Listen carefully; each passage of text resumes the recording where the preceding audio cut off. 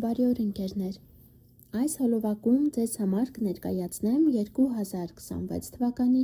ապրիլ ամսվա հորոսկոպը խեցգետի նշանի համար։ Սիրելի խեցգետիններ, կնայենք ամսվա կարևոր իրադարձությունները, լիալուսին, նորալուսին, ինչպես նաև կասեմ լարված օրերի մասին։ Այսպիսով, նշեմ, որ առաջին հերթին հորոսկոպը նայում ենք ասցենդենտի նշանով։ Այսպիսով, արևը մինչև ամսի 20-ը կգտնվի խոյ նշանում, իսկ դա ձեր 10-րդ տունն է։ Լավ ժամանակահատված է զբաղվելու կարիերայի հարցերով, ստատուսի փոփոխման հետ կապված հարցերով, աշխատանքի հարցերով։ Ամսի 20-ից հետո արևը կանցնի ցուլ նշան ձեր 11-րդ տուն։ Լավ ժամանակահատված է, որպեսզի անցնեք գնաք ինչ-որ խմբակի, սկսեք օնլայն գործունեություն, բլոգինգով զբաղվեք եւ այլն։ Մերկուրին մինչև ապրիլի 15-ը կգտնվի ձկներ նշանում ձեր 9-րդ տանը, բերելով խոսակցություններ, զանգեր, նամակներ, գուցե քննություններ, քանի որ 9-րդ տունը բարձրագույն կրթությունն է նաև, գուցե ինչ-որ փաստաթուղթ ստանաք այս ժամանակահատվածում, օրինակ անձնագիրը փոխեք, վիզա ստանաք, նման հարցեր կարող են լինել։ Ամսի 15-ից հետո Մերկուրին կանցնի խոյ նշան ձեր 10-րդ տուն, բերելով այդ թղթաբանությունը, բանակցությունները, խոսակցությունները կապված կարիերայի հետ, աշխատանքի հետ, գուցե նաև հայրիկի հետ։ Վեներա մոլորակը մինչև ապրիլի 24-ը կգտնվի ցուլ նշանում, դա ձեր 11-րդ տունն է։ Երբ Վեներան 11-րդ տունն է, հիանալի ժամանակահատված է, որպեսզի սկսեք օնլայն գործունեություն, օրինակ ինչը կապված է գեղեցկության հետ, օրինակ գուցե վարսահարդար եք եւ ցանկացել եք միշտ օնլայն գործունեություն եւս վարել, օրինակ բլոգ բացել, հիանալի ժամանակահատված է դրա համար։ Վեներան 11-րդ տանը հաճախ հնարավոր է նաև ձեր ընկերուհիներից նվեր ստանաք այս ժամանակահատվածում։ Ամսի 24-ից սկսած Վեներան կանցնի երկորյակ նշան ձեր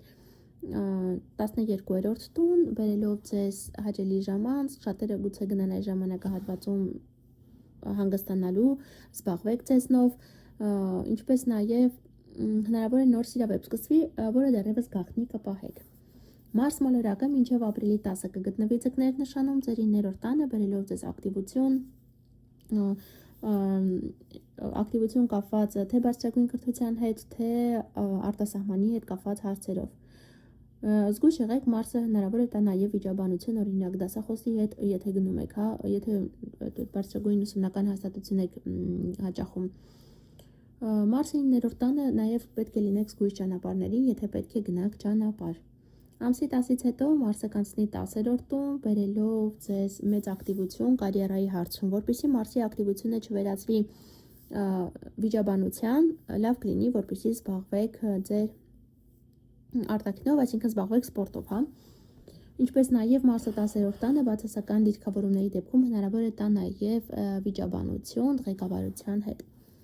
Յուպիտեր մոլորակը, սիրելի խեցգետիններ, շարունակում է գտնվել ձեր առաջին տանը, բերելով մեծ նվերներ կյանքի տարբեր ոլորտներում։ Յուպիտերը 1 տարի է գտնվում մի նշանում եւ 2025 թվականի ամռանից մինչեւ 2026 թվականի ամառվա կեսերը այնտեղ է գտնվելու, բերելով ձեզ իր նվերները, բայց բոլորից շատ Յուպիտերի ազդեցությունը կզգան այն խեցգետինները,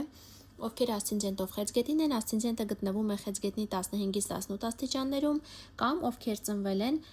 հուլիսի 7-ից հուլիսի 10 ընկած ժամանակահատվածում։ Այս օրերի ծնվածները այս ամսում բոլորից շատ են զգալու Յուպիտերի դրական ազդեցությունը։ Սև լուսինը շարունակում է գտնվել աղեղնավոր նշանում, այս ամսում շարժվելով 11-ից 14 աստիճան, դա ձեր 6-րդ տունն է, զգույշ եղեք սիրելի ընկերներ, որպեսզի Սև լուսինը իր ազդեցությունները չունենա, այսինքն գուցե հրահրումներ լինեն աշխատանքի վայրում, գոլեգաների միջև, ինչպես նաև հնարավոր է փոփոխություններ լինեն կապված առողջության հետ, այնպես որ եթե պետք է դիմեք բժշկի, ապա մեկ բժշկի ասածը հիմք մի ընդունեք, անպայման եւս մեկ կամ 2 հոգու եւս դիմեք։ Սատուրն մոլորակը շարունակում է գտնվել խոյ նշանում ձեր 10-րդ տանը, այս ամսում շարժվելով 5-ից 9 աստիճան, Սատուրնը դա սահմանափակումներ են, կարգուկանոն է եւ այս սահմանափակումներն ու կարգուկանոնը վերաբերելու են ձեր կարիերային առաջին հերթին, ինչպես նաև ձեր ստատուսի փոփոխության հետ։ Այս ամսում բոլորից շատ Սատուրնի այս խիստ իրավիճակները կզգան այն խոյերով, օրինակ այն խեցգետինները, ովքեր ասցենդենտով խեցգետին են, ասցենդենտը գտնվում է խեցգետնի 5-ից 9 աստիճաններում եւ ովքեր ծնվել են հունիսի 28-ից մինչև հուլիսի 1 անկած ժամանակահատվածում։ Այս օրերի ծնվածները ամենից շատն են զգալու այս Սատուրնի ազդեցությունները։ Ուրան մոլորակը, սիրելի ընկերներ, սկսած ապրիլի 24-ից մինչև 2033 թվականի մայիս ամիսը գտնվելու է երկօրյակ նշանում ձեր 12-րդ տանը, բերելով անսպասելի փոփոխություններ։ Շատ անսպասելի, հա, իսկ Ուրանը ամեն ինչ անսպասելի է անում, որ անգամ մեր մտքով չէր կարող անցնել։ 12-րդ տունը ինչ է իրենից ներկայացնում, դա այն ամենը, ինչը կապված է հեռավոր հողերի հետ, հեռու վայրերի հետ, մեկուսացման հետ։ Իհարկե, այստեղ են մտնում նաև օրինակ բանտերը, հիվանդանոցները, դրանք եւս հա մեկուսացված են համարում։ Արտասահմանի թեման է, այսինքն հնարավոր է շատ շատերը օրինակ անսպասելի, որ ձեր մտքով չէր անցնում, որոշեք մեկնել արտերկիր բնակության նպատակով նկատի ունեմ։ Շատերը որոշեն օրինակ բացել բժշկական կլինիկա կամ հյուրանոց, նման ինչ որ հարցեր կարող են լինել։ Բոլոր այն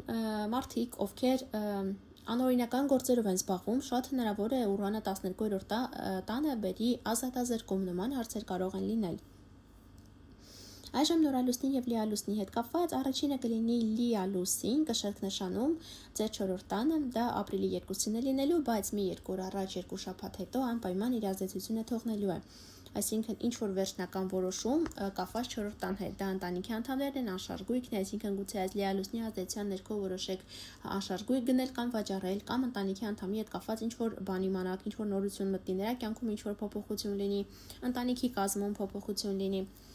Եվ նորալուսինը կլինի ամսի 17-ին խոյ նշանում ձեր 10-րդ տանը, կրկին մի 2 օր առաջ, 2 շաբաթ հետո իր ազդեցությունն է ունենալու։